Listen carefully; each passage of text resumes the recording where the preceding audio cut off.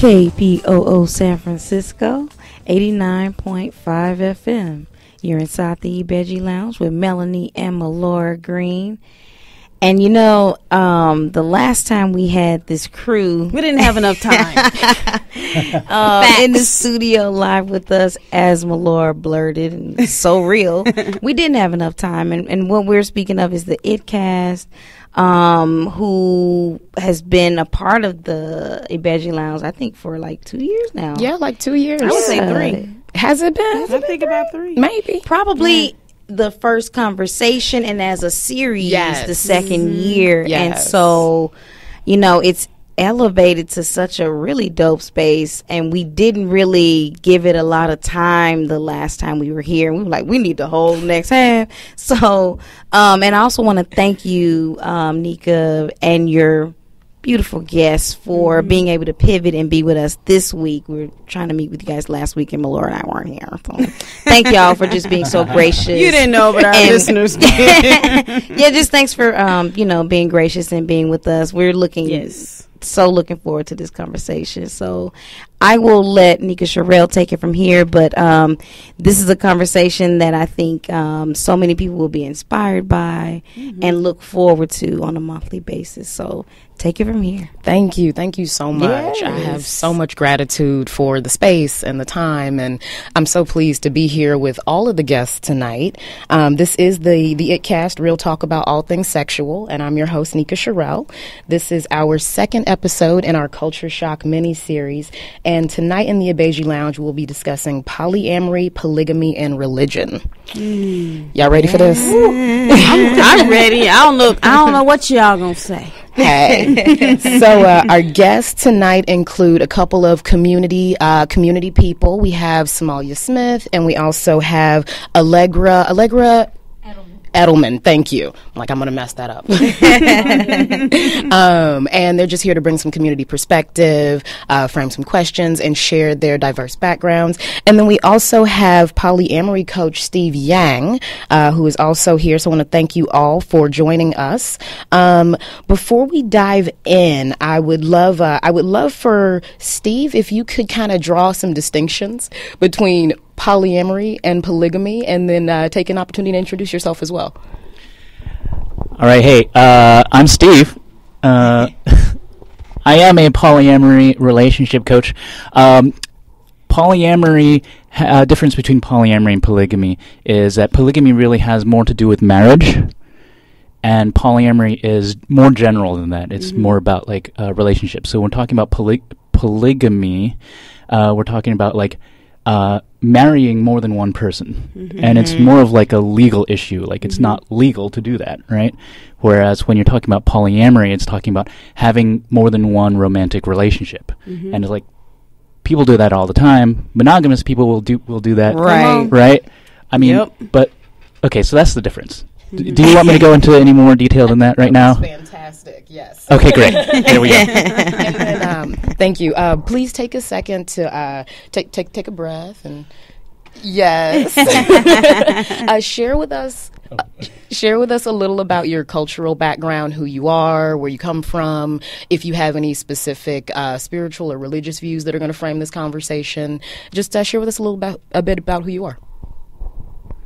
Okay, so I grew up in Philadelphia, actually just outside of Philadelphia, mainly Jewish neighborhood. There's like 85% Jewish, and I was one of 3 Asian families there, and one of the other Asian families, their last name was also Yang, right? But they were Korean, not Chinese. Wow. And they always thought that like we were brothers or something, and I'm like, no.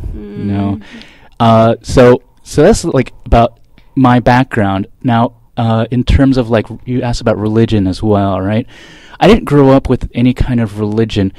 It was after I became an adult that I figured out that my dad was Buddhist. He passed away in 2008. And then my mom actually is like Methodist now. What? And then once she told me that, I was just like, oh yeah, I remember, like, she would disappear on Christmas, and she went to church, but she never brought us. It's just something she did on her own, and she never talked to us about religion or anything. So I grew up basically without religion, and had to kind of, as an adult, like bumble through it on my own. So yeah, I would say right now I am the foundation of everything for me is atheist, and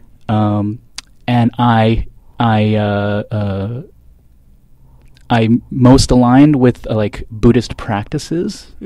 So if I were to choose one, it would probably be Buddhist. Okay, I get that. Beautiful. Thank you. Thank you.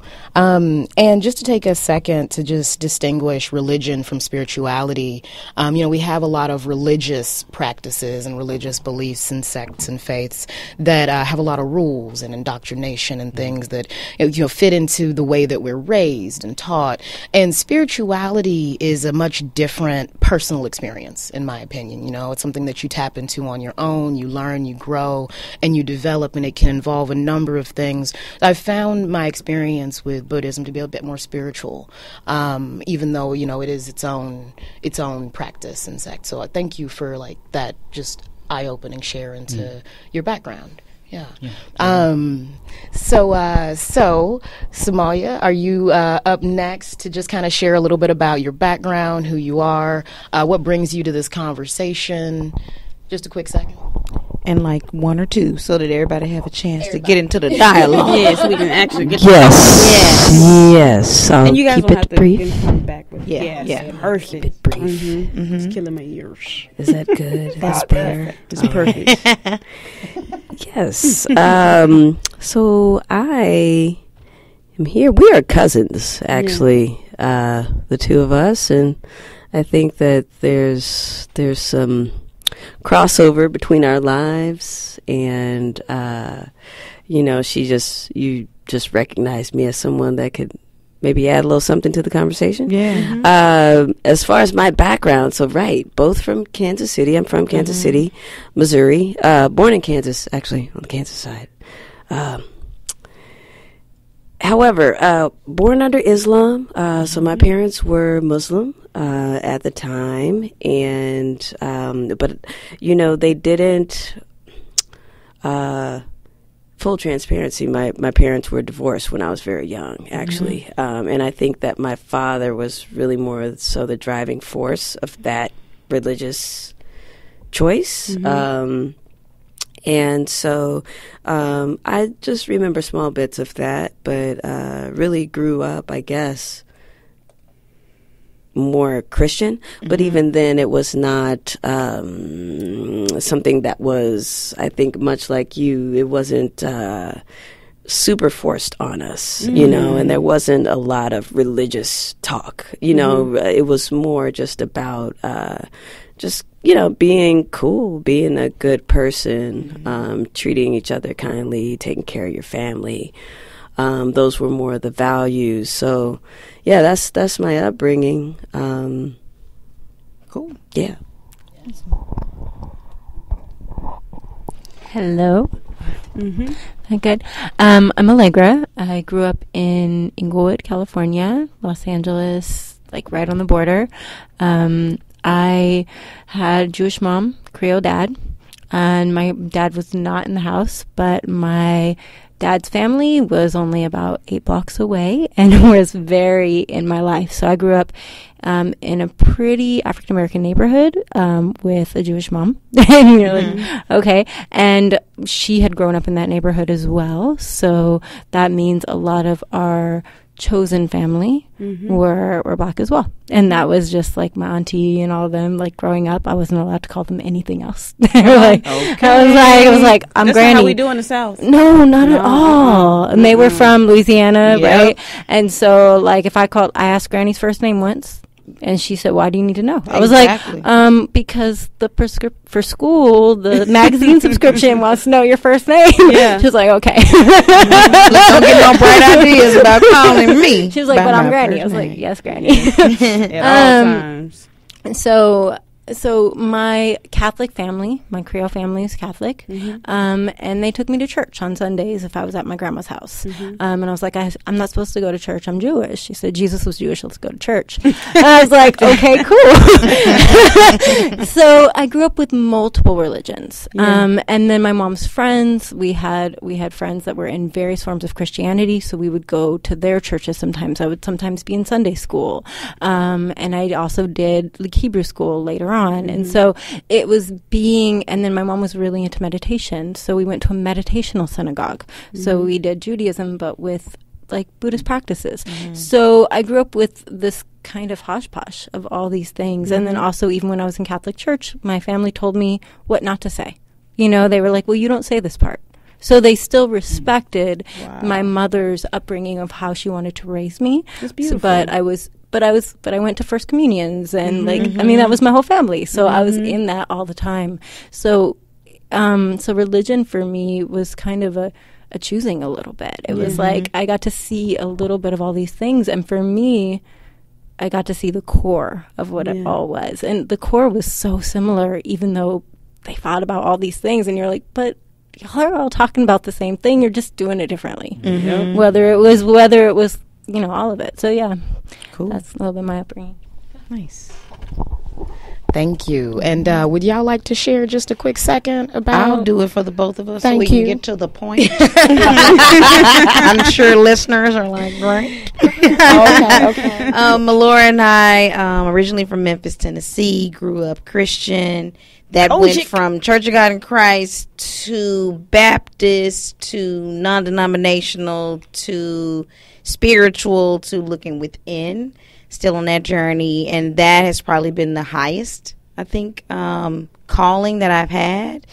And getting to where we are, I think that has allowed more space, freedom, and access to how I see myself as a person who can express love, passion with others outside of the frame that I grew up in, and not being super rigid to that. I think there's a way that like personal evolution can cause that. So I'll let you take us on. All right. Thank you. So I know everyone's kind of wondering, how exactly did we land on such a specific topic?